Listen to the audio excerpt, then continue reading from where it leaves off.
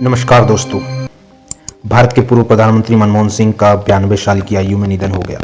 बेहद ही दुखद समाचार। उन्होंने नई दिल्ली के एम्स में आखिरी सांस ली। बेहद सौम्य और कम बोलने वाले मनमोहन सिंह ने कई बड़े काम किए जिनके लिए वे हमेशा याद रखे जाएंगे। भारत आज दुनिया की एक बड़ी और उभरती हुई अर्थव्यवस्था है, तो इसकी बुनियादी मनमोहन सिंह ने ही रखी थी। जब उन्होंने वित्त मंत्री के तौर पर 1990 के दशक में आर्थिक सुधारों का रास्ता साफ किया। प्रधानमंत्री के तौर पर उनके कार्यकाल की सबसे बड़ी उपलब्धियां में से एक भारत और अमेरिका के बीच हुई परमाणु डील को भी जाना जाता है। इसके अलावा मनरेगा और सूचना के अधिकार जैसे कानून भी उन्हीं के कार्यकाल में बने। तो आइए जानते हैं दोस्तों ब्रीफ में डॉक्टर मनमोहन सिंह के बारे में थोड़ी सी जानकारी, जिनके पूरे देश के लिए उन पर गर्व है। भारत की राजनीति में एक ऐसा नाम है जो अपनी सहजता, ज्ञान और कड़ी मेहनत के लिए पहचाना जाता है। वो नाम है डॉक्टर मनमोहन सिंह जी का।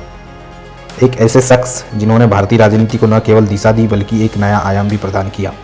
लेकिन उनका जीवन सिर्फ राजनीति तक सीमित नहीं था। वह कहानी है उनके संघर्ष, उनके सपनों और उनके संघर्ष की। मनमोहन सिंह का जन्म 26 सितंबर 1932 को पंजाब के एक छोटे से शहर अमृतसर में हुआ था। उन्होंने परिवार की आर्थिक स्थिति ज़्यादा मजबूत नहीं थी, लेकिन उनकी माँ और पिता ने उन्हें शिक्षा के महत्वता को समझाया। कक्षा में वो हमेशा एक अव्वल छात्र रहे।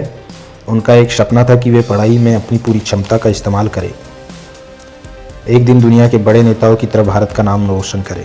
मनमोहन सिंह की शिक्षा का प्रारंभ अमृतसर में हुआ, लेकिन फिर उन्हें अपनी आगे की पढ़ाई दिल्ली विश्वविद्यालय के हिंदू कॉलेज से की, जहां से उन्होंने अपनी ग्रेजुएशन की डिग्री प्राप्त की। बाद में कैम्ब्रिज विश्वविद्यालय और फिर ऑक्सफोर्ड विश्वविद्यालय से उन्होंने अर्थव्यवस्था में मास्टर डिग्री की और डॉक्टरेट की डिग्री हासिल की। उनकी शिक्षा और उनके अनुभवों ने उन्हें वैश्विक आर्थिक परिप्रेक्ष्य को समझने की गहरी समझ दी, जो बाद में भारत की आर्थिक नीतियों में एक महत्वपूर्ण बदलाव लाने सहायक सिद्ध हुआ। वो भारत सरकार के आर्थिक विभाग में कार्यरत हुए और 1970 के दशक में भारतीय रिजर्व बैंक आरबीआई के एक सलाहकार के रूप में काम करना शुरू किया। जल्द ही वे आर्थिक सुधारों के विशेषज्ञ के तौर पर पहचाने गए। उनका यह करियर उनकी मेहनत, समर्पण और देश के प्रति उनकी प्रतिबद्धता का गवाह था।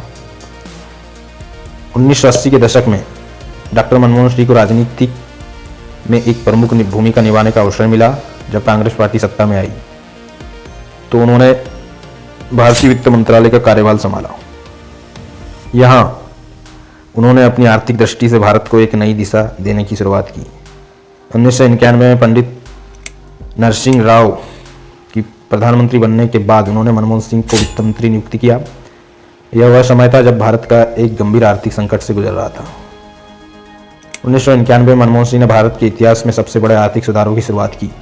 उनका मंत्र था आर्थिक उदारीकरण, निजीकरण और वैश्वीकरण। इन सुधारों ने भारत को वैश्विक आर्थिक मंच पर मजबूती से खड़ा किया। उनके फैसले ने भारत की वित्तीय नीतियों को स्थिर किया और विदेशी निवेश को बढ़ावा दिया। इस बदलाव ने भारत की अर्थव्यवस्था को एक नई दिशा दी और भारत को दुनिया के सबसे बड़े आर्थिक खिलाड़ियों में शामिल किया। 2004 में डॉक्टर मनमोहन सिंह ने भारत के प्रधानमंत्री के रूप में शपथ ली। यह उनका राजनीतिक जीवन का सबसे बड़ा मुकाम था। एक ऐसा प्रधानमंत्री जिसने नेतृत्व में न केवल राजनीतिक बल्कि आर्थिक दृष्टिकोण से भी देश को नई ऊंचाइयों पर पहुंचाया। उनकी कार्यशैली हमेशा शांत और विचारशील रही। उनके नेतृत्व में भारत ने विश्व राजनीति में अपने प्रभाव को मजबूत किया। उन्होंने वैश्विक स्तर पर भारत की पहचान और भी प्रखर की। 2008 में जब पूरी दुनिया आर्थिक मंदी से जूझ रही थी तो डॉक्टर मनमोहन सिंह ने अपनी नीति और नेतृत्व से भारत को इस संकट से उभारने में महत्वपूर्ण भूमिका निभाई।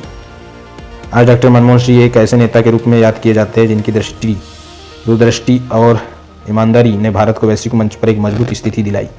उनका राजनीतिक करियर और उनके द्वारा किए गए सुधार भारत के लिए ऐतिहासिक रहे। डॉक्टर मनमोहन सिंह का जीवन एक प्रेरणा है। उनके संघर्ष, उनके फैसले, उनके समर्पण से हम सीख सकते हैं कि असंभव को भी संभव बनाया जा सकता है। उनके नेतृत्व ने न केवल भारतीय राजनीति को एक नई दिशा दी बल्कि दुनिया भर में भारत की उपस्थिति को भी सम्मानित किया।